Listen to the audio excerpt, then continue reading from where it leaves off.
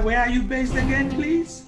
In the Netherlands. Oh, brilliant, brilliant. Yes. Good. And how is the Netherlands there? How is it? It's always cold. Ooh. Like only this past few days that we have not been, it's a bit hot. And when it gets hot, it gets too hot. So Yeah. The same thing. It's all the same thing here as well. I'm in England as well. We've had this hot weather for like, oh God knows. I think for the past 5 days, we've been having very good weather over here as well. So I think it's just something going around. Yeah. So yeah, like I remember the conversation I had with you. You had qualms with the topic. yes, You know, you felt that we should just be talking about our brothers and sisters coming back home. And obviously the topic was not a reflection of that. So you had a bit of a concern whether it's something that is worthwhile discussing. But I mean, I did understand what you meant. But the thing is, in this kind of situation, we can throw these things open, and then people would also, if you know what I mean, listen to your point of view, to my point of view, and to everyone's point of view, and people would then make sense of that. The latter part of the question says, is coming back home to Africa the only option left? You see, so I kind of made it that way so that people would know that, yeah, there is somewhere else where they can come back to, which is motherland, if you understand what I mean. So I think we can just look into it, see, in the meantime, while all of them are not coming back home, in the meantime, while they're still there, or perhaps preparing or thinking about what not to do next, what can they really do apart from what they've been doing? What more can they do for them to be accepted and be treated just like every other American? That is just the bone of contention, if you know what I mean. I don't know what perspective you want to look at that from, but in the meantime, while this movement grows and, you know, sensitizes people the more, that people will come to understand what is happening and know that they actually welcome home. You know, what can be done as things are at the moment? Is there any more things you think they can do for them to be, you know, accepted as Americans like their fellow whites? Or do you really think that nothing can be done anymore? They should all just come home just like that? What do you think? well, those are two separate issues. Yeah. For me, just because you plan to come home doesn't mean that you're not fighting, because European domination is worldwide. Yeah. So even if you run to Africa, you'll find it, but in a different way. Yes. What I am suggesting is wherever they are, or wherever Africans are in the world, our aim is not to be accepted. That's what I'm trying to say. So that whole thesis of acceptance has a problem. That means we don't love each other. We need their love and we need their acceptance. But why would you be wanting an acceptance from your oppressor? You don't want to be on the same level as your oppressor. That means if you want to be on the same level, that means we want also to go to other countries and steal and convert them, because that is their level. They couldn't be in the level they are in if they didn't do that. So why we don't want to be on the same level as them? And they can only accept people who have power like them. For example, the Chinese. You see what they are doing as well. So for me, I had a problem with that statement already. What can people do to be accepted? Nothing. We should not be worried about being accepted or not. What we should be doing is because we didn't create racism, and they will never stop. So the only point left is, how can you live, if you want to live among them, how can you live there while defending yourself, so that whatever they are producing or whatever they are doing does not affect you? Because when they try to come into you, have erected barriers, and that includes worldwide. So if you choose to move to the continent, yes, it will come in different forms and probably less, but we still have to defend ourselves in our own homes. So the issue about wanting to be accepted should not even arise. That is what I had a problem with. Okay, I think you made sense. It's just the whole way it was phrased. So if we kind of rephrase it in such a way that, okay, what can we do? You know, in the meantime, while we're there, how can we relate better with these people while we plan our way back to motherland? Maybe you wouldn't have problem initially with that. I wouldn't even want to relate better with them. Why should I? But I would say these things. Why I say this is because you have seen what they've been doing. Yeah. From the time they went there, the civil rights movement, everything they did didn't help. Yeah. Okay. And in fact, from the civil rights time in the 60s till now, everything has gone backwards. All the gains they got during the civil rights has gone down. So there is nothing else they can do. But I'm also speaking from a perspective of a person that comes from a country that is a settler colony, was a settler colony. And we know these settler colonies were completely different from the whole of the continent, Angola, Kenya, Zimbabwe, South Africa, and Namibia. People from these regions, we have a different or special kind of colonialism that I see that other people don't get. Yes. It's the same as America. The only difference is only few of them went, and the majority are Black people. Yeah. But we still have Europeans in these countries owning stuff. Yes. So I would say that maybe if I'm speaking to people from this country, they would get what I'm trying to say, because it is very difficult to try to explain how it is to be in a settler colony. People will say, but you're independent. Yeah. Settler colonies are not independent. The only settler colony I can say that is independent is Zimbabwe. The rest of us are not. And it's completely different from how Nigeria is or how Ghana is, or Uganda. So that I don't want to get deep into that. But because of people coming out from these colonies, it is very, we live with this every single day. Yeah. So the only solution is what we would want is to get rid of them, but we can't. So, but we are not trying to be liked. So, and I think African Americans would say the same thing. They don't want to be liked. They just want to live it, not even in harmony, because they don't know what harmony is. They just want to be left alone to do what they want to do, but they can't be left alone. So what else then do? You erect barriers around you that prevent that. For example, before they had what they call Black Wall Street, which they destroyed. That was an example. They knew they couldn't fight them. They didn't want to live with them because they couldn't. So what do? You guys have your own Wall Street. We have our own Wall Street. But again, you see, they were so jealous that they come to their neighborhoods to destroy it because they just can't leave them alone. So you can't live in harmony with them. They don't know what that is. And you can't live with them in the same space because they can't live with other people unless they subjugate other people. And also, if you move to another African country, there are levels of it that are also present. So that's why, again, I'm just seeing this whole theory. Why? No. So I would answer, they should not live in, they should not try to live in, to be harmony. Okay. Not at all. Not at all. Wherever African you are, the moment you start looking for that, you are a defeatist. And we can see from all the scholars that have done the work, and they prove to that. So if we go to the scholars and what they are saying and what they have seen and what they have written, we have books like Yurugu, written by Marimba Ani. We have books by Michael Bradley about Iceman inheritance, explaining who the European is, psychology. And we know who we are.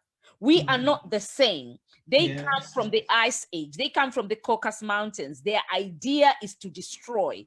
We come from abundance area where our idea is to live with other people and Ubuntu. Ubuntu and destruction don't mix. Whether you live 1,000 years together, we are parallel. So why are you trying to convince a lion to live with a gazelle? nature of a lion is to eat, is a carnivorous, is to chase the gazelle and eat it. So the gazelles know that. What do? They are always alert and trying to defend and running away from the space of a lion. And the lion will never ever stop chasing them. You can't chasing them. You can't pray yourself into changing a people's psychology. And here I'm not talking about individuals. I'm talking about the whole as a group. You'll find 1 or 2 or 3 individuals, but they are not capable of defending the rest of the people from their bad ones, who are many. So you can't say, well, my friend is like this, or, you know, these people are very nice. I have my neighbor who's, it doesn't work that way. So these are the realities. They are who they are. We are who we are. How then do you claim to want to be accepted? Do you want to be accepted with your predator? You will be eaten. They can pretend and then eat you alive. Settler colonies are perfect examples. So we should be talking about other things. How can African Americans start building things to erect themselves away from their oppressors until the time they find a better place, or until they reach a level where they can reach a place where they cannot be infiltrated? Those are the only things they have, because you can't force people to leave, but also you want them to live in the same place that they call home happily. So those are the only options they have. And that's, I think, what we should be talking about. To be honest with you, I got your point very right. You see, me and you now, you live in Netherlands and I live in the UK, okay? So somebody listening from Africa now would say, well, if you don't crave for acceptance for the time being while you're here, how are you going to coexist? Knowing that there is a system in place that is there to suppress you normally, if you understand what I mean. I don't know how that is in there. So somebody would say, would you then just suddenly cease to exist in this environment because of the oppression, marginalization, or racism, as the case may be, that you experience, depending on where you are in diaspora, right? Because you have the intention, okay, to then one day leave and go back to motherland, would you then cease to exist? I mean, the knowledge that all these things that you mentioned are happening is there.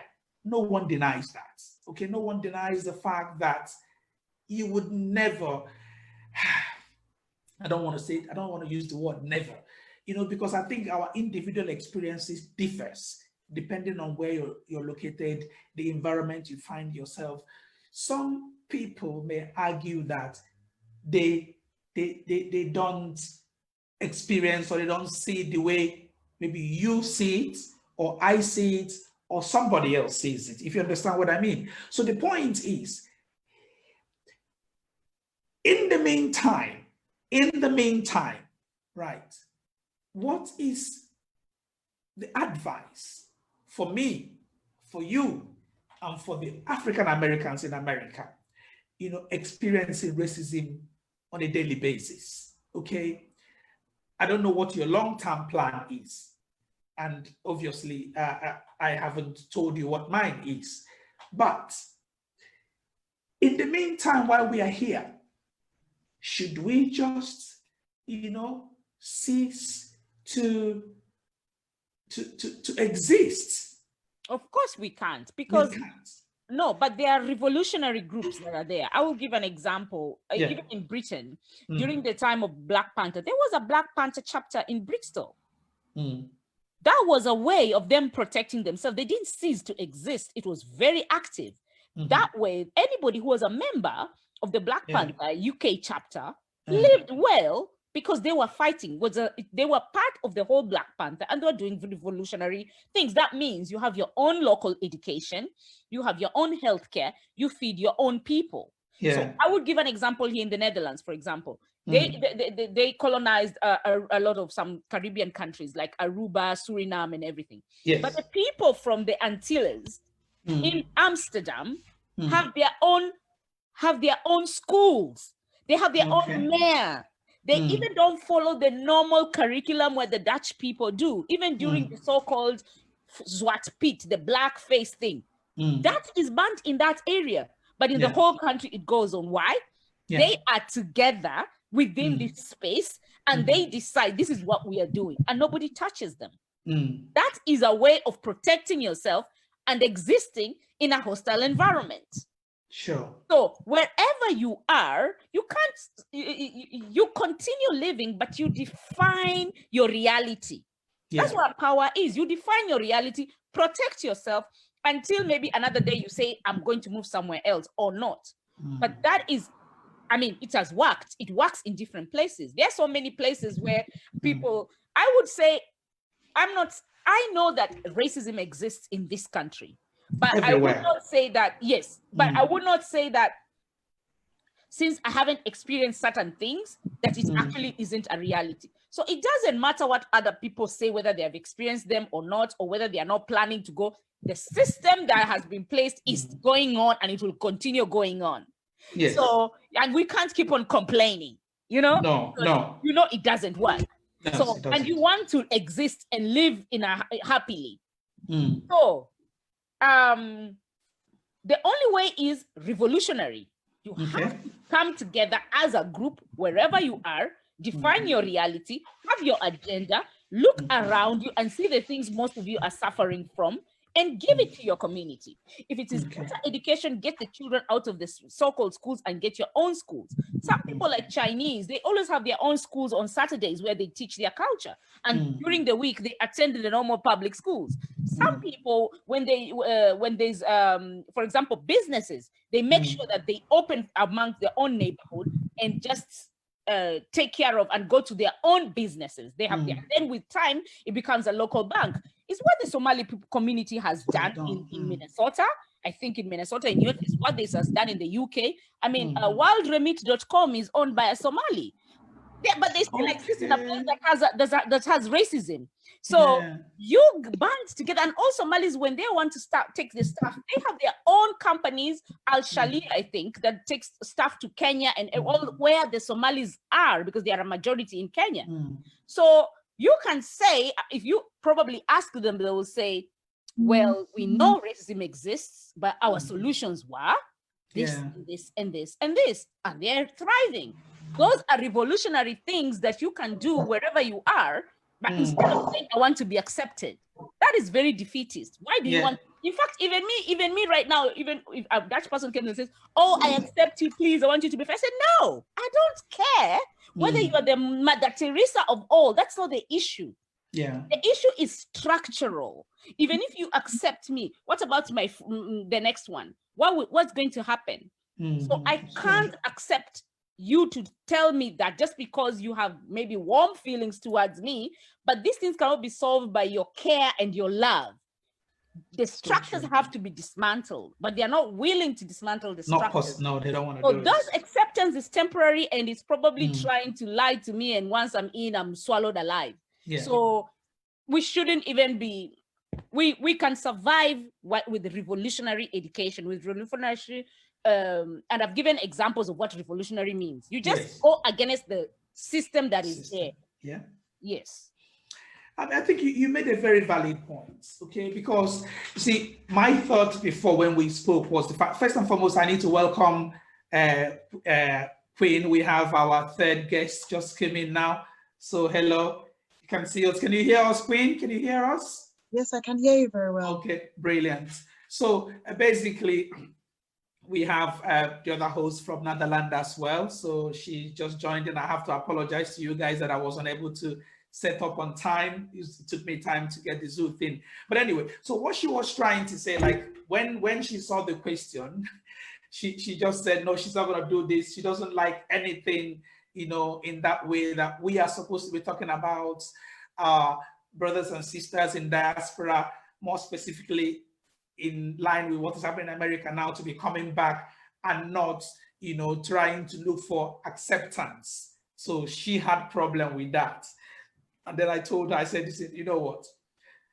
I like the fact that you don't like that. When you come on and you start to explain the reason why you don't like that, at least everyone else will be able to see that point. So we cannot lose you because because of that phrase. So please come on. And she's made her point now. So I think what you've said is very important.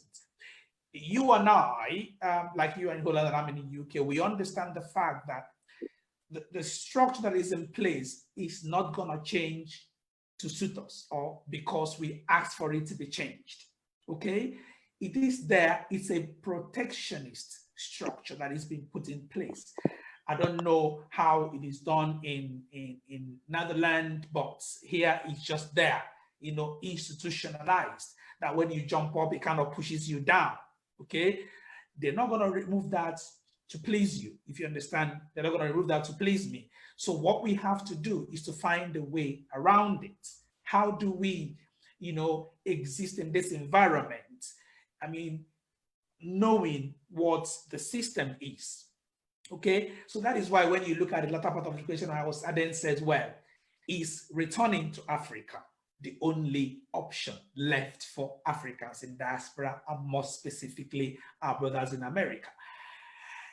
There are also, if I may chip this in just before I let Queen come in, there are African Americans or Blacks in diaspora who also have been fed through the years about the bad side of Africa, whom when you tell them Africa, they want to run away. They don't want to hear anything about Africa. Okay, so until we do that job of sensitization and make them understand, like you see what Amaya has started, beginning to show Africa on the positive light. Okay, so most returnees now can now say what we are seeing is different from what has been projected to us all these years. So it's going to take time. You understand? And we have people in that position as well. So but if we are talking about Africans that were born in Africa and went for greener pasture in the civilized or the industrialized world, as I choose to call it, it is easy for those ones to, return. But what about those who their, 2 generations has lived there, they don't have any more connection to Africa? What do we do about them? They're not in the same mindset. So it's going to be a while, okay, before we get to these people.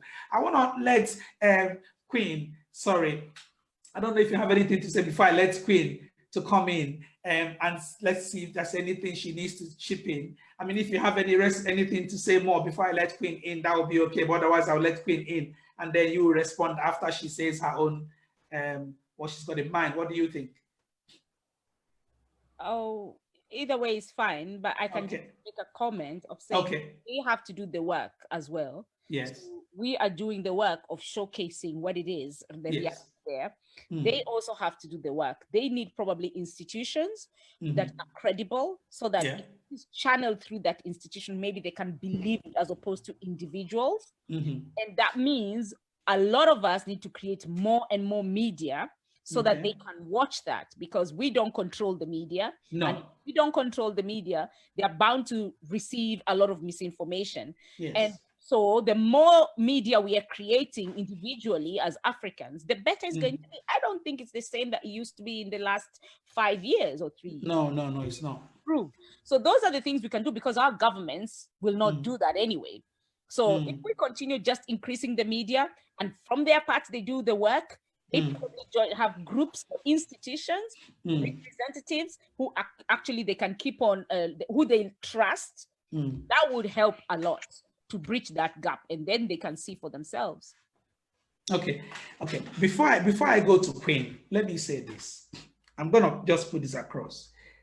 Is Africa ready to receive Blacks in diaspora when they start returning? I'm gonna come back to that. That's just a word for thought. I'm gonna let Queen in. Let's hear what she has to say, and then we come back to this particular point that I've just raised now. So, hello, Queen, you have the floor. I mean, the topic is there. We are no longer saying what can African Americans do in America to be accepted or treated just the same way. No, how do they continue to live, for the time that are going to be there before they return to Africa. How are they going to cope? You see what is going on now is very disheartening. What do you think that Blacks in diaspora, not just in America, I mean, it's happening in America right now, yes, we know that, but all over Europe, the same thing is being experienced, might not be the same with America. So what do you think? You are in Africa at the moment. Tell us what you think. If we want to come home now, as it is the floor ready for us? Is Africa ready for us? Please, can I just first start? Can I first start by saying that I love her hairstyle? Oh, it is Thank you so lovely. Much. Thank you. Well, for me, the question is not how do the whites accept us or how do the non-blacks accept us. In fact, that is the wrongest question. Okay. What you're supposed to say. Well, let me go back to the topic you sent me. You cannot ask the blacks, Africans in diaspora, to come back to Africa. Why? Because Africa is messed up as it is. So a lot of Africans that lived here that ran over there, what are they coming back for? That's number one. Now, the Africans inside Africa, those that are dying to go out, what are they going out for? Either way, we are like before the devil and the deep blue sea. Oh dear. It is left for us to sort our shit out. Sorry for the French or the Portuguese. That's okay. What we need to do. I think there was I don't know if it was Sahara Reporters. I said something. I said, there are different changes we need to make. There are the short-term changes, there are the medium-term changes, and there are the long-term changes. The ideal we want, you can only get it from long-term. In fact, from medium to long-term. But the change starters that are short-term is what we should be looking at.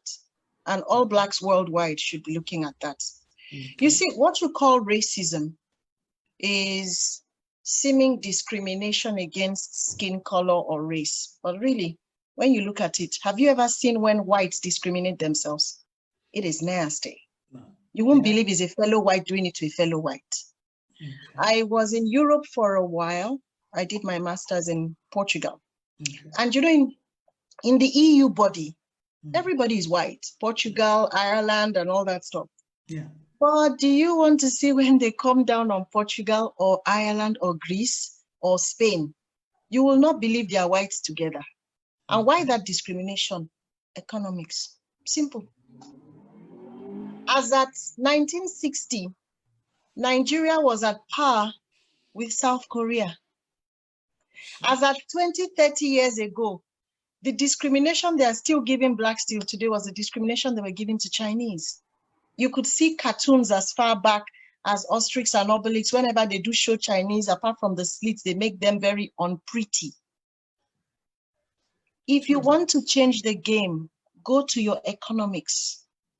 If you control the money, you control the economics. You will be surprised how the same Oyibo or the same whites will respect you like as if you were the best thing that ever happened after sugar.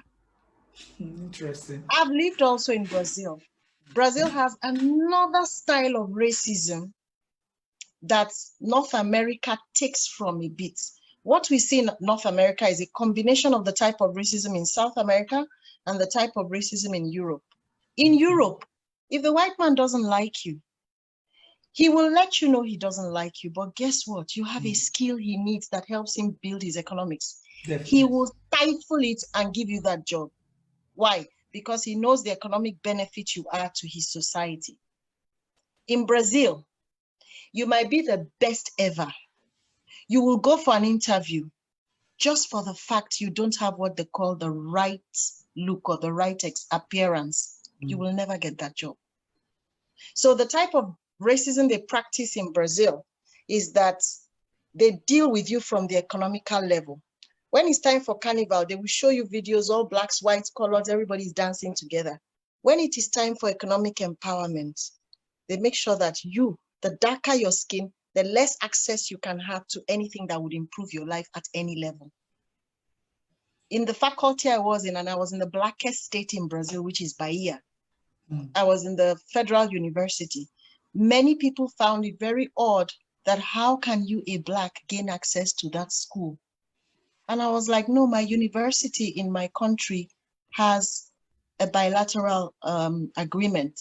And they were like, Africa, you guys have universities. I said, hey, in Nigeria, we have like over 45. So don't even go there. Okay. Now, there is the media part. There are segments that are all combined together. You see, when you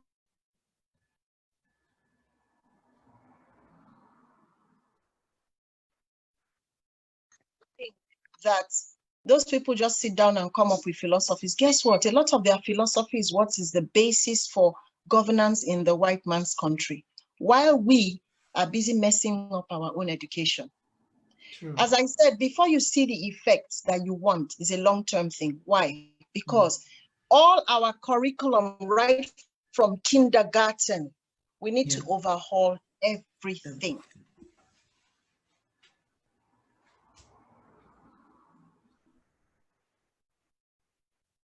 The things you've inculcated into that child's brain, when you go to school and they tell you do not speak vernacular, you know, things like that, that they always make you look like your own African thing is a bit soft. Your language is not good, yes. So, the education experts, they need to sit down, call in all the curriculum across Africa, West Africa, East Africa, whatever you're teaching the Blacks.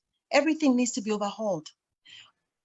The histories of when the Blacks fought against the whites and overcame, because when the whites came and finally colonized, there were a lot of wars that we are not aware about and that we're not aware of, and a lot of Africans won. Yes. Most of the time, whenever they would gain terrain, is because one African somewhere has sold out his or her brothers. Yes, that's always the case, yes. And most of the time it was the men, because stories you have of where it was the African women, they stood their ground till they were killed or betrayed or died. I agree with you. Now, that is where you talk about planting the seeds and then you see the offshoots or the result in 20 years time, 30 years time. Now, on the short term, what do you do? The short term, what you do, which is a secret which most people are not looking at. All of us that are enlightened, we need to go into politics. If you don't go into politics, you're going to have mediocres in power. And once one mediocre goes to the top, he will surround himself with his own fellow mediocres because he has to make sure that his mediocrity is maintained. Business deals, corruptions, everything is maintained. And guess what? Whenever any external body or forces or power come to your country to negotiate, or they come to present a seemingly good idea for you to key into, whether it's funds, aids, grants, whatever, the negotiation team start working on that country like 1, 2, 3 months before. What they do is that as they inform the country that we're coming to you, whether through IMF or World Bank or whatever it is, they will tell you we want to come and have a whether courtesy visit, depending on the hierarchy of which officer is coming. Then you, from your own end, will take it up. Maybe if you're the minister, you will take it up with the president. You guys will have your council of president's team, cabinet, and his ministers. You would say, oh, IMF wants to come and visit, to do this kind of visit, that, blah, blah, blah, blah. And then you would now prepare the team or delegation that will receive them. When you are sending the information to the visiting institution, for security's sake, you need to declare who and who will be in that team.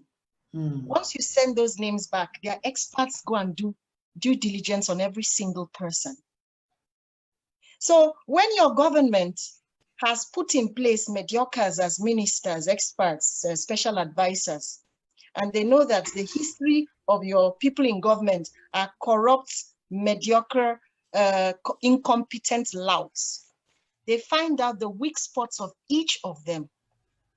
They come to the country, they have the media parts that shows the lovely picture like, oh, they've come to visit, oh, okay, and we took them around, we showed them the sites. The next thing, they will invite your team over.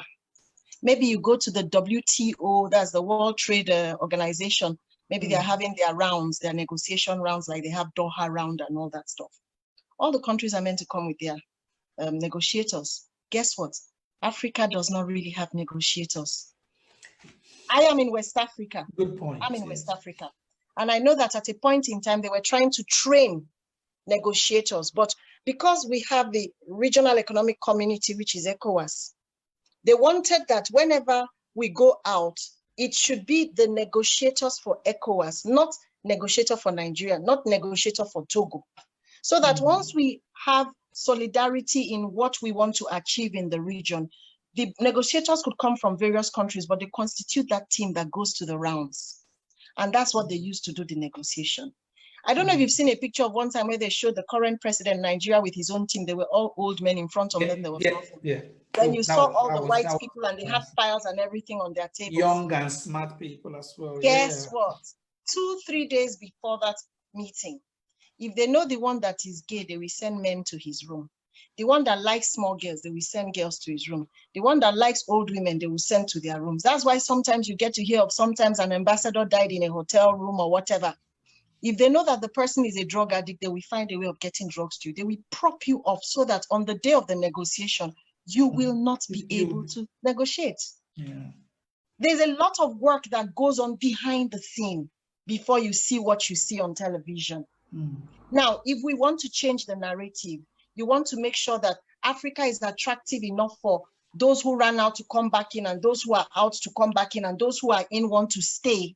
It means that you need to build platforms, but first and foremost, you need to build platforms. Then after that, you go into politics. If you go into politics, like let's say, for example, Nigerians that are all over the place, you let them know, like the ones in America and all that stuff. Yes, you are getting exposed to the quality of life you desire for you and your generations in the industrialized world. Yes, use it to gain knowledge. But at the same time, as you gain knowledge, you see those things that you would love to see work in your country, probably with better improvement even or adaptation. Now, back in the country, there are those who are on ground, who are like the activists, who are like the passionates, who are like the ones who want change. Now, there should be platforms through which those in diaspora can connect with those back at home. So that when it is time for elections, and when it's time for elections, you don't start work like 1 year to elections or 6 months. No. If you know your next elections are in 5 years' time, are in 6 years' time, are in 7 years' time, are in 4 years' time, you start working from that last election. Why? Because as you are reaching out to the Africans in diaspora, they are also spreading the word to other Africans who are not, or Black Africans, I mean, African Americans, African Brazilians, you know, that are not Africans immediately because they've been there, either taken their slavery and everything, because a lot of them want to identify, a lot of them crave to come back home. True. But the conditions are not good. The ones that were at home have run out. Then is the ones out there you want to come back. It ain't happening. I don't know if you remember during Jonathan Goodluck's time, upon all the complaint everybody was making of the country, it is useless, it is bad, this guy is clueless. That was the time a lot of Nigerians were quitting their jobs in London, in US, and returning back home. There were loads of announcements with multinationals. They were ready to take Nigerians back, even on expatriate quota level. A lot of Nigerians came back home. By the time we had this current government, we are now seeing that brain drain times 10, times 15. Yeah. Up to the point people are desperate to go to Libya in the bid to find greener pastures, and then they have tales of woe to tell us. So on the short term, what we are supposed to do is have a political party. Every African country should have an ideal political party. Why I say this is because every time we keep being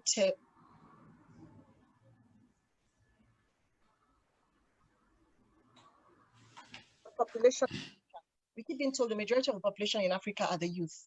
So it therefore means you need to have a political party that answers to the yearnings of the youth. Now, once you do that, whichever party is targeted has to now do a lot of networking with the platforms of their nationals in the various industrialized countries. Like my sister from Kenya, if you have a party that addresses the concerns of the youth, you would reach out to all the Kenyan platforms in Netherlands, in France, in US, all that stuff. And then they need to make sure visibility is stopped. That's going to guzzle most of the money. Because as I said, you're planning towards the next elections.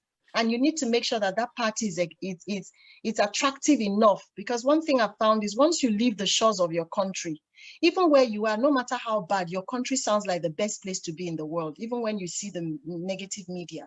Yeah. So once you've sold that visibility, starting from you guys portraying it out, and then you reach out to the nationals in those various countries, they will further escalate it so that even the African Americans, the African Brazilians, the African Caribbeans, they themselves will even come and key in. You'll be the one saying, it's okay, it's not like that, it's not, chill first, chill. Because they will be so eager to identify. And you will see the way everybody will want to play their role because they want that country to be so good enough for them to have reason to return. True. Now, while you're back at home, or those who are back at home, you also need to do some work. It's not just to go on the media. Media is only part of it. Communication strategy that spans for that period before the next elections. At the same time, you need to do some community work, either mentoring of the young, building, maybe you take a community, you do some, maybe if the schools are dilapidated, find, do trust funds, do one little project at a time.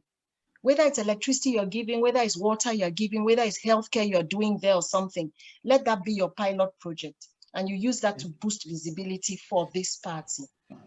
While you're doing that work indoors, you are also having another work going on outdoors, because at the current rate of things, if your economics are not good, you can't even climb up to the politics. And if your politics is not in order, even if you beg all the different races to respect you, they will never, because your economics has to be good. Then you build your politics, and then that is where you have your respect. Look at what's happening to the president of AFDB, Adesina. He was the Agric minister for Nigeria when Jonathan was in. Yes, I remember. Everybody can testify to what he did.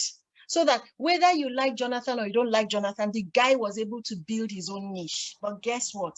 We would not have known him if Jonathan's government did not come in, because the current administration would never have given that kind of chance to someone like that. No professionalism at all. Just that. So if, for example, I become the president and I am competent, I will not be looking for my tribe's person to take a position. I'll be looking for who is competent to deal with that problem. So I will not be looking for whether it's my tribe. I will be looking for who can do it.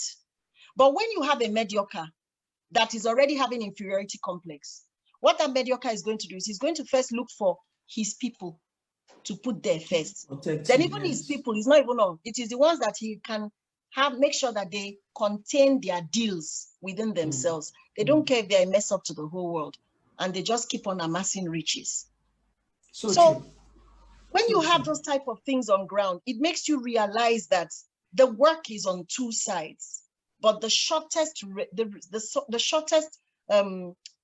should I say the shortest reality that we can change, or the reality we can change on short term, is politics. Because once you go into politics, you will first start maybe the local government level, or is it municipality or province or whatever, depending on the country.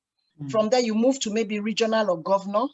From there, you move to maybe then if the president that is there is a good person, he builds his cabinet, he makes sure that the ministers that he's choosing are competent people. Guess what? Your National Assembly, your House of Representatives, your local government politics, they will start looking for, I don't like that road. It is looking too black. We want our road white. And you come up with reasons for why you want it that way. They will listen, because by the time you tell them that this is what is best for our people, they are not there to show off with money because there's nothing here. When they go in, they have something there. Before you know it, they will now be the experts that will be clamoring for the overhauling of the educational system, because they will also be aware that our education the curriculum needs to be overhauled. So where you start from is from politics and build. That's what I have to do. All right. Thank you very much. Just hold it there. Just before, I want to go back to my sister in Netherlands. You see, the thing is, she made quite a few critical points. First and foremost, I'm just wondering, is Africa safe for Africans in diaspora to come back to? What do you think? Currently now, no. And it depends on the country too, and it depends where you are going to when you return to Africa. Okay. Take, for example, in Nigeria, I'm from the South. Even if I come back to Nigeria, nothing is going to carry me to the Northeast. I will return to my Akwa Ibom, and it's very safe for me. But economically, nothing is working. And so if I want economics to determine my coming back to Nigeria, the best place I'll be looking at going to is Abuja, hoping that my connections can get me to someone in government. So depending on the countries, imagine like DRC Congo. Right now, DRC Congo is not a pretty place to go to. Unless you're going in as an AIDS worker or a UN official or something. And even then, it's still not the best. And then you still have to watch which part of the country you're going to because of rebel factions and all that stuff. Okay, so, just hold it there. Just hold it there. Just hold it there for a moment. Let me get my sister in. What do you think, having heard what she said? What do you think? To a certain extent, I agree with her, but to a larger extent, I don't. In terms of safety, I agree with her. It depends your aim, where you're going to, and the country, and all those things.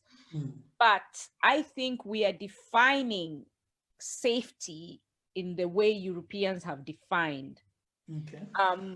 For example, she's given an example of Congo.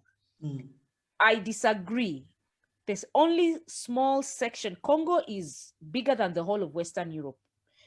Some of us we live with a lot of Congolese in Kenya. Actually, I don't permanently live in Netherlands. I'm always back and forth.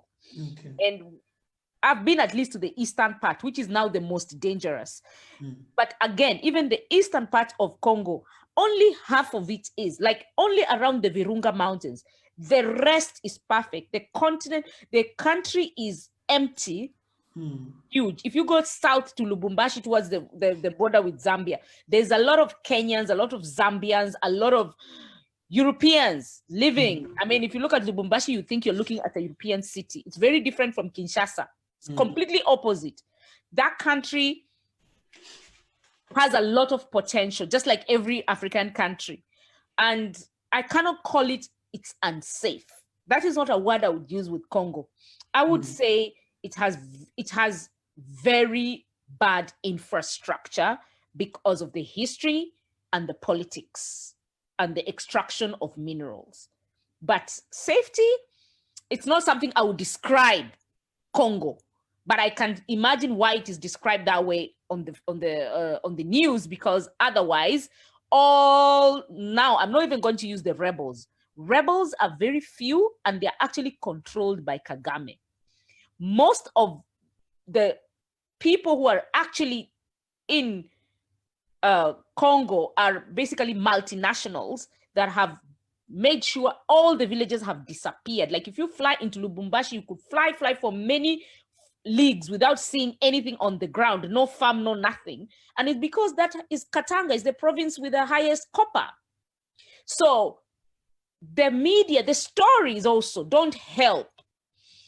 And so the problem, I think, with Africa, I can't say it is unsafe. I think we have bad politics that has given us very bad infrastructure.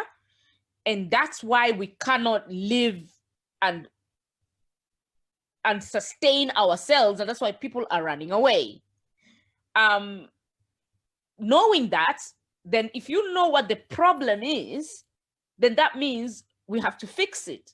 So if you look at the whole continent, very few places are unsafe. That's what I can say. In terms of like you fear for your life. That's what I'm describing for safety. You fear for your life. Very few places you can call it unsafe. But can you be able to sustain yourself and do business? I think that is maybe the question we should be asking ourselves. They should be asking themselves, if I go to the continent, can I be able to sustain myself and take care of my family and help each other in the community that I move in? That is something that is debatable, but they shouldn't ask themselves whether it's safe or not. Because even the days, my first time to go to West Africa was in 2014 during the Ebola crisis. That was my first time to go to West Africa. And I traveled to more than 6 West African countries at the time. And I started in Senegal, all the way Mali, Burkina, Ghana, Togo, Benin. And I was on the ground. And what I was watching in the news and what I was experiencing were completely two different things. In fact, people were very, in terms of taking care of your health, people were tested all the time as compared to when I was flying back to the Netherlands, and I'd been there for almost 2 months, and I actually walked in the country without being stopped. So that means I could be carrying them, I could be coming without and infecting people.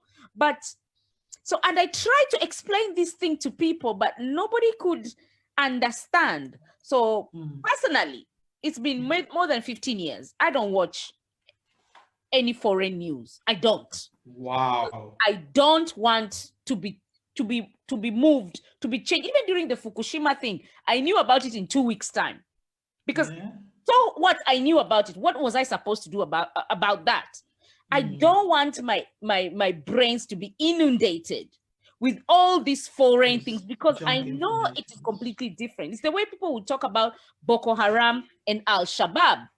I mean, you would imagine the whole of Nigeria, people are just shooting with Boko Haram, or you would imagine the whole of Kenya, Al-Shabaab is there. Nobody wants to put these two groups in context. They don't want to see, well, Al-Shabaab came out of what? I support Al-Shabaab, even though it has killed Kenyans. I support the foundation of what it was formed.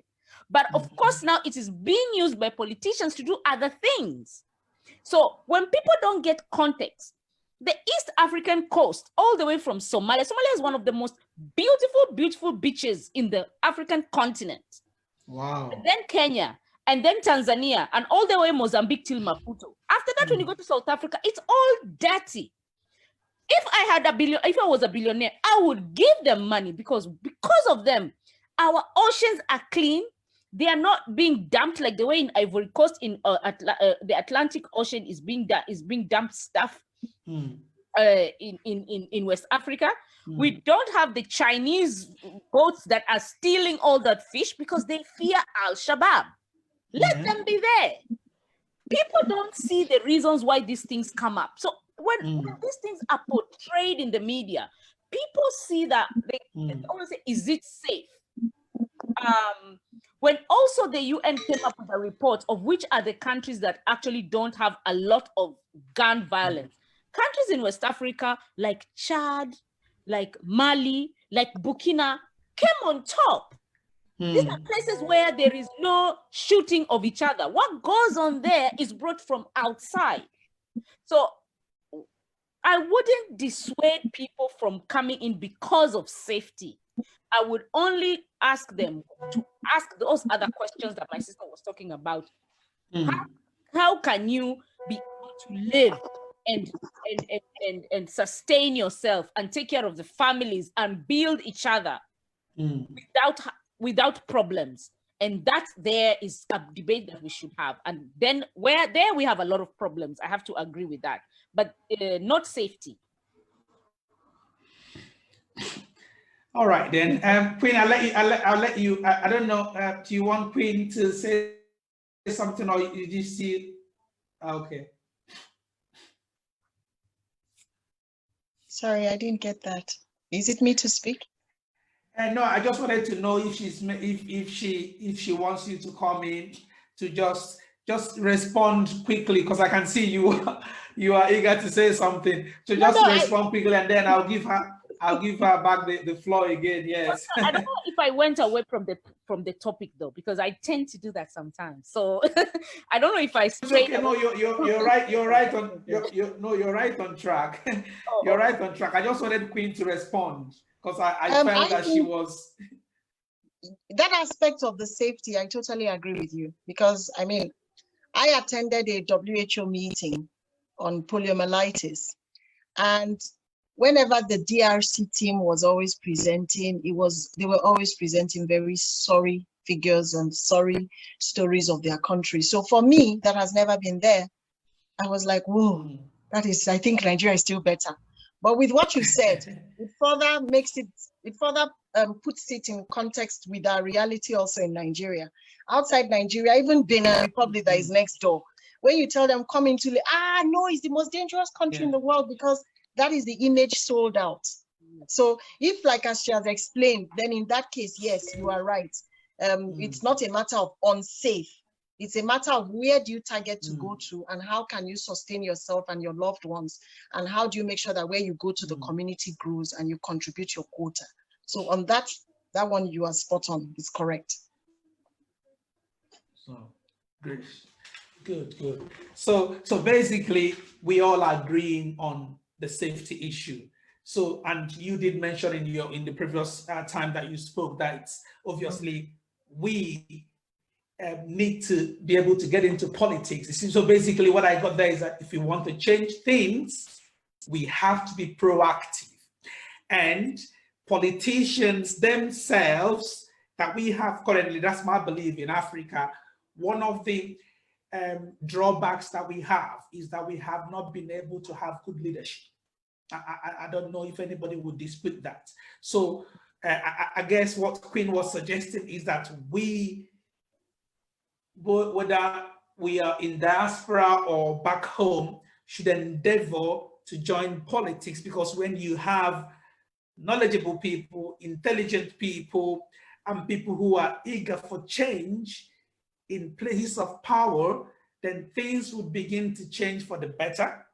And when things change for the better, okay, we begin to build, my view will be, once we begin to build strong institutions in place, then Africa would then be conducive and fair for those in diaspora who intend to return to come to. I don't know if that makes sense to you, Queen, as regards to what you are saying.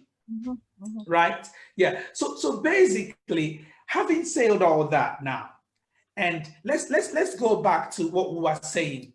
Now, those who are in diaspora at the moment, we have those who left Africa, economic migrants. We have those who were taken forcefully.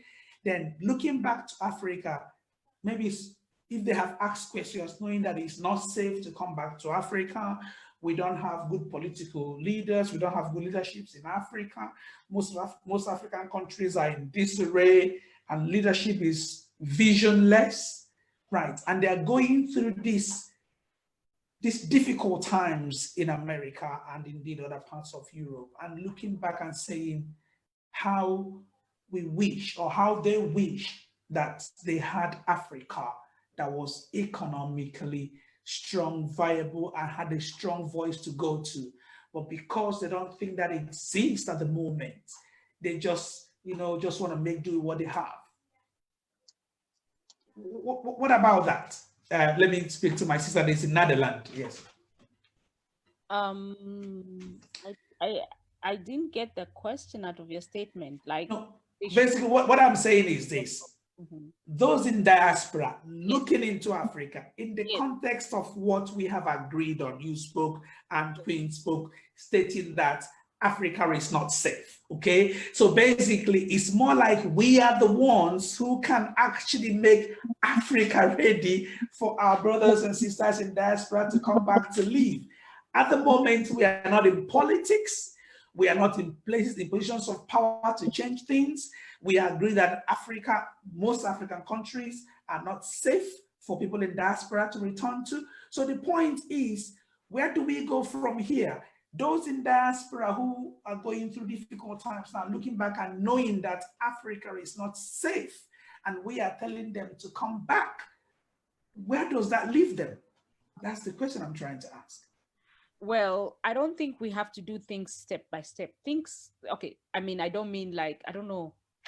Oh, sometimes English is difficult for me. I don't mean step by step. I mean one after the other. I don't know what that means. Like, okay. You can't say this is one, let's do one. After that, we go two.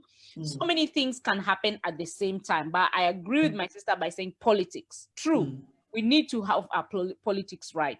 So people within the continent should do that, because that is their home. They know how politics works. They know the players. They should start on the ground. They can ask for help from their brothers and sisters who probably left and are economic migrants or doing something else. And they also understand it, to assist in building, maybe in terms of marketing, communication strategy, anything. And the people who have never been to African countries, they can also be part of this institution already out, but learning already. Oh, this is how it works. Okay, how do we do this? What do they need? But the people on the ground should do the work. They have to. Politics is everything. You can't just keep on blabbing about I want change, and you don't even have a municipal seat. I can give a little example of in Kenya, we had all these problems and we thought that, okay, we should change the constitution. So it took 10 years, and from 2010, the new constitution was amalgamated, and now we have, not like Nigeria, but we have counties as they are called. Yeah, okay. Each county has its own assembly, it has its own senator, we have governors and all that. And this was the first parliament that we had so many young people in politics. Like a lot of municipalities had young people who were the head and everything, but it was all hijacked. For example, one small county that has a young man who was 26 years old, that he only campaigned with a bicycle. I mean, he came from a home that they could only afford a bicycle. And once he was chosen, do you know what our president did? He went and gave him a whole Range Rover in front of the public. What does that say? So all the young people that went there, that came from not affluent families, but they were chosen by the people, were all bought live, as we are seeing when they're now going to the central government. So you look at that and you say, why all that waste, all the things we did to put them there, and they accepted, because he could have refused that key, because he gave the car keys in front of the media. He could have said, thank you so much, but no thanks. But he accepted the key. So that says something about the youth. They look at that and say, hey, so I'm nothing without these things. And yet everything was done from the ground up. So these are also challenges that come now. They are eating. You can't even remember that these are the people who actually started from the ground up. Ask your vote. The youngest. So even the young doesn't necessarily mean that they will do the job once they reach there. We have what we call deep state, as I think the sister was talking about, where there are always people behind the scenes that control all this. The cabals. So, the lessons that we can learn from that is that the youth should also have their own deep state. You know? People behind the scenes are much more important than people that you show in front. Because I agree. People you don't know, the people behind the scenes, even if they pluck this young person that is visible, I mean, there are still people behind who can come out, so that the politics is not about the individual cultism. We should have the ideas and principles. People should never be voting for an individual. That as Africans we're used, we should be voting for the ideas and principles. And if we change that, that's the point. Yeah. Every time they take one, you have somebody can easily replace the other. And you can see that in the presidency of the United States. It doesn't matter whether the president will die on the job. The presidency continues. Yes. So because we have decided to inherit democracy and things that are not African, that means we are very bad imitators. We can't do it better than them. So we better learn it properly anyway. But we haven't learned it. So maybe we should go back and understand how actually democracy works. That is really not about one man, one vote in reality. That there are deep things, there are other things behind the scenes. Maybe once we learn that, we can move forward. Yeah, I agree with you. Democracy in African terms. Yes, go on. There's a little bit time that I had to get a call because I was thinking it's going to be late. But okay. Call. So yeah. No problem. You can pick your call whenever you want. As long as you're not going anywhere, you can move, take your call, come back, join us. I'm waiting for Wadamaya to join us. Obviously, he says he's gonna join us shortly, so I'm waiting for him to come on. Okay. To come on board, yeah. So I hope that he comes on board. He say he's been tired, but hopefully he will join us. So are you ready to take your call now, or whenever it comes, you're gonna let us know? With the phone, because I'm using the laptop, so the call is coming on the phone. Okay, yeah, you can always mute, take the call, and then come back and join us. We're not gonna lose you. Okay. You need to come back. Okay. Yeah. Okay. All right then, Queen. See, the thing is, I looked at some of the things you say. You know, when she was mentioning being young doesn't mean that you know, you're not going to play the game that the old ones play. You know, something came to mind. We have a governor of a state, I don't think if I want to mention names here, in Nigeria, who also, I mean, I don't know whether he's, I don't know, he's just about 40 or less than 40. I don't know his precise age, but I know he falls in that youth category. But my God, is he doing anything? No. I know you know who I'm talking about, but okay, let's not go all that. Let's not play their politics with them. Let's stick to what we are here for. The point is, which is part of the reasons why Wake Up Africa has taken it up. The thing is, we need to start doing something as individuals. We cannot just continue to complain, not being proactive and expect things to change. I don't want to sound too much of a Nigeria, but I'm going to use one Nigeria scenario to give an example. See, the thing is, when the election, the last congressional election came up, and when I post things and people, I read comments.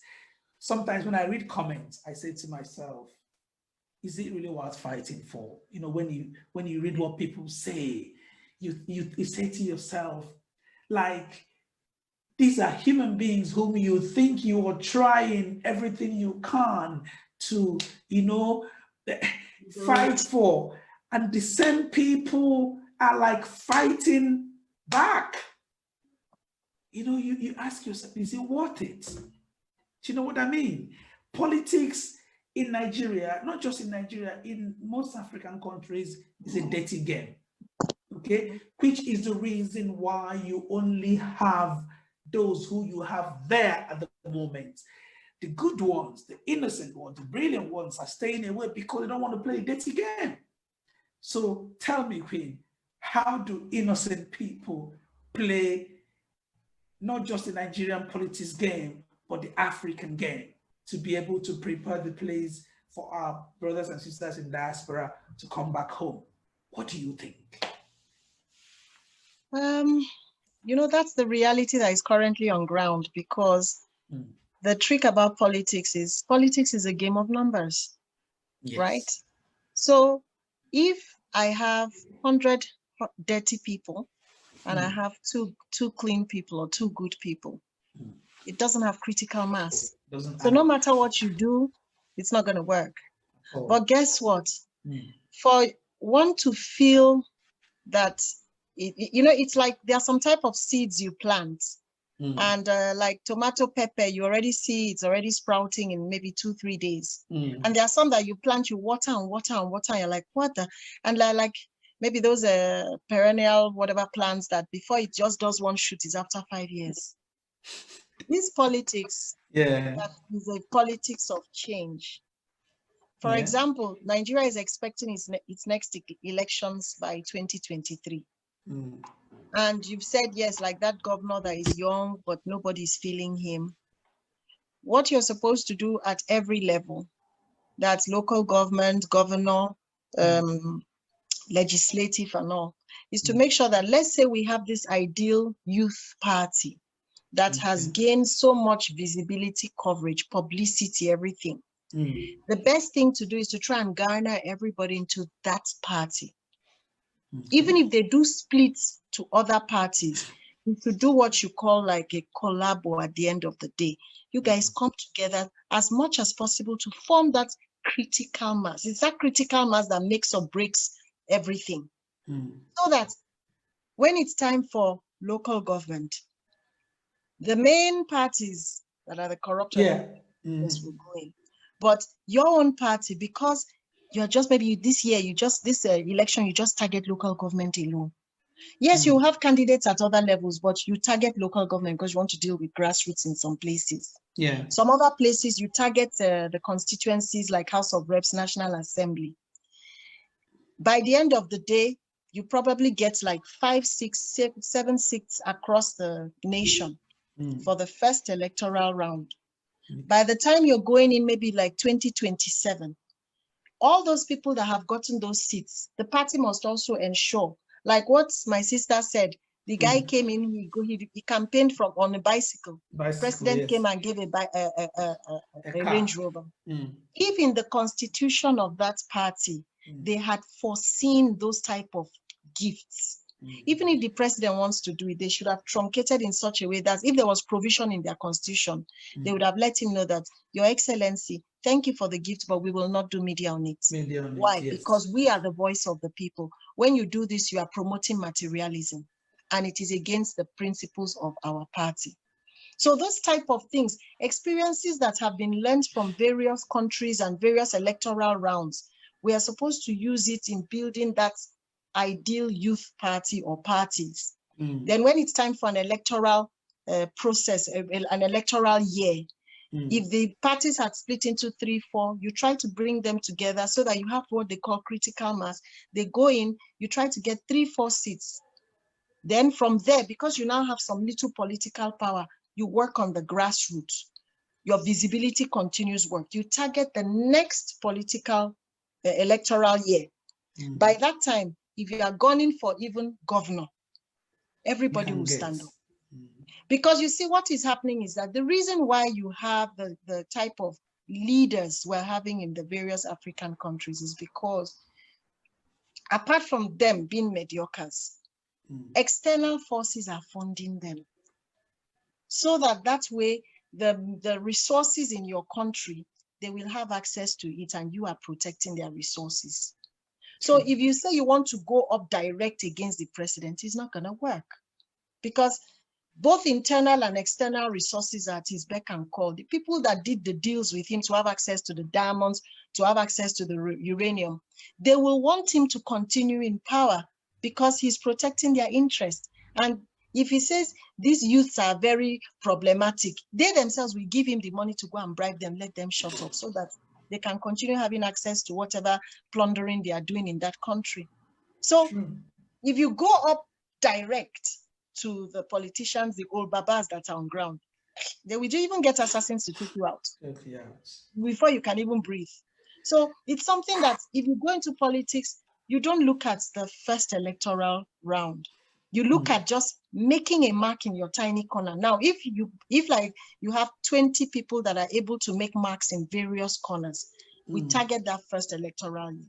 4 years time, you come back from 20, you target 60, going again. It's going to be a gradual process. Probably by the third electoral year, you now have governors. You then you have people coming in at very strategic, because it's not just the governors and the local government. Now the governors have to also constitute their cabinets. If you are competent and everybody knows about you, a governor of a state that wants to impress that he's working, he will now offer you, even within the parties, you go in and negotiate. Okay, my person did not get the seat. Give my person this position. My person is an expert in agriculture. Give him that one. And you keep building the critical mass. It's not easy, but the current crop of people that are there, they did not do it in 2 electoral rounds. They did it in over 10 electoral rounds. Somebody tried 4 times. Exactly. So it's the same thing. To be the president, and he couldn't still. Exactly. It's the same thing. And how he became president was because this time the Southwest sat with him and did an alliance. Yes, they did a deal. Exactly. So if you can't get yourself to strategic levels where they need to come to you and tell you, let's negotiate, it's not going to happen. And you need to be relevant. And that relevance, you need to build it. And while you're building it, every little step you make sure that the media will bust everybody's ears. Because you need to build up visibility. That's the power of the media. Yes. So we need to begin, we need to continue, because if you, I try everything I can. I don't want to use Nigerian media thing. I don't want to make it sound a Nigerian thing, because we're not here just for Nigeria. But what I'm saying is, you see, media plays a critical role in today's, everything really. Once it's constantly right there before you, they keep telling you, this is it, this is it, this is it. You have to start believing that this is it, even though if it's not. So I think that is the reason why visibility on the media platform, thank God for social media, is there now. We don't have to rely on the big outlets, you know, whatever their names are, to be able to do it for us. In fact, the social media is leading now. Social media reports, and then they now see that social media have reported, and then they now hide under the safety of social media reporting it. Then they now report it, because if not, they will think that the politicians will come after them, so they will kind of, you know, hold back. We do understand what they're doing. They're not free. I mean, they're not much, you know, investigative journalism going on in anywhere in Africa that I know. I mean, I do know that there was one in Ghana that was doing a great job. I mean, after a while, I don't know what has happened, whether he's gone on the ground or not, but there was so much pressure everywhere to suppress, you know, that information's coming out. So that leaves us to say that, look, what the battle before us is a lot. It's so much. We are not only fighting the politicians in Africa, like you said, we are also fighting those behind the scenes, those who fly 747, you know, into the forests of Congo just to lift up or lift all the minerals that has been cumulatively put together for them, which through the war they've been funding in that country. You know, those are the type of people who will continue to make sure that we get the wrong leaders. Because when the wrong ones are there, they steal the money goes back to you know where, and they keep for instance, the money that was stolen from the coffers of Nigeria, right, was to be returned from America. And then America now says you have to sign for us that you are not going to embezzle the money again. What a disgrace. I mean, see, the thing is, we need respect from these countries. But when they see what we are doing, when they see the way our politicians are treating us, when they see the type of governance, wishy-washy that is happening in our countries, they don't have any choice but just to treat us like, you know, whatever you want to call it. But that is our reality, okay? That is the reason why I have to agree with you. But you know that politics, where you are, is a dirty game. It is a dirty game. You know, it's hard. It's hard. I don't know if you know Wode Maya. Wode Maya is one of these young YouTubers in Africa, and he's making wave at the moment. He's the one that started this Africa to the World movement. Have you watched him before? No. No, okay, you haven't. Check him on YouTube. Yeah. So basically, he's the one. He started this. He's doing a very good job. You know, selling Africa to the world in a positive way. There's been, if I tell you, there's a lot of African diaspora that are returning, right? May not be to Nigeria, because Nigeria is a hard one to chew, but like countries like Gambia, Sierra Leone, Ghana, and the rest of that, right? I can tell you that people are coming back. Not just Africans that went to Europe. We're talking about generations that were taken during slave trade are coming back to Africa, right? And establishing themselves. It's not happening in Nigeria, like I said, but there is so much going on that you may not know about. To be honest with you, there is so much. People are returning. You see, when you listen to these people and you listen to their testimonies and things they have to say, people will tell you that, you see, since they were born, they have never received as much love as they have received just being back in Africa alone, you know, and you just need to, when you hear them, you would know that there are reasons why people have to come back. But the only thing is, are we ready to receive them? Well, those in Africa, is the land ready for them? Politically, like we are saying, not.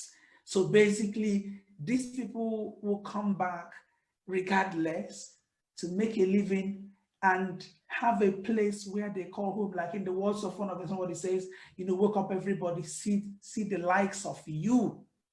You know, nobody have to tell you when are you going to change from who you are to somebody else. You know, all those kind of things that you have to encounter every day. So much people are fed up of that, and as a result of that, they're looking back in Africa.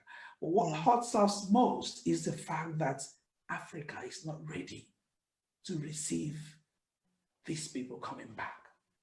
And that is the reason why we are doing what we're doing now, to stir up the conversation, okay? So that people can start talking, to start the sensitization. People need to begin to see the need, okay, for this change. You cannot fold your hand and say, God will help us. God ain't gonna help you anyway if you don't do nothing, right?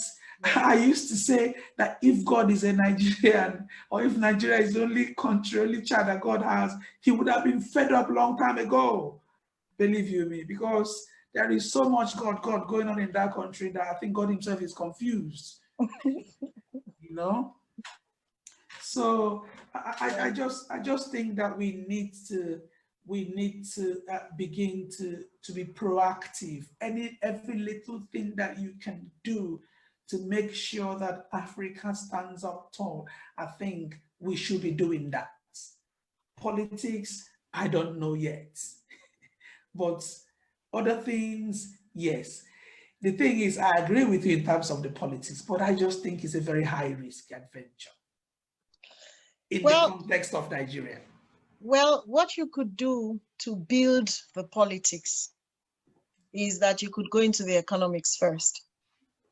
Yes. So like, for example, those in the diaspora, you know, you have like the chambers of commerce, you know, you have the embassies that have the, what do you call it, the economic sections, where they talk about businesses coming into a particular country. The embassies tend to have that department or unit where business owners look at the potentials of coming into a particular country and, you know, the embassies tend to advise those people how to take advantage of the policies that are on ground or the incentives that are on ground. And then with that, sometimes they have like business forum, or they have trade fairs. Like if you're targeting, like let's say someone who's in America, or let's say Brazil, for example, is targeting, okay, I would like to have closer ties with, let me say, Nigeria. And they would approach the foreign affairs in Brazil, who would, through the Brazilian embassy in Nigeria, let them know the business opportunities in Nigeria. And then if like the Blacks or those in diaspora, take for example in America, form a critical mass of business owners. And they approach the Nigerian embassy in the US and say, we want to look at business opportunities in Nigeria. And they are quite a good critical mass with good financial base. The government will have no choice but to consider, okay, oh, you want to come to Nigeria, okay, this and this are the areas that we would like improved or developed or whatever. And then those ones will say, this and these are the areas that we are interested in. And before you know it, there's a negotiation. So that's one way for people to go in. Do you understand? Go in first as a business owner, so that way you can get to have a real feel of what's on ground, the reality on ground. And as you're doing that, if you're able to build your businesses in the target African country, then while it is running, you now do things like CSR, that's the corporate social responsibility. You take a community, you work on that community, you see the schools or the healthcare, you invest in it. And at the same time, if, like, as I said, that because like, as my sister said, these activities don't have to be one after the other. Some could be running concurrently.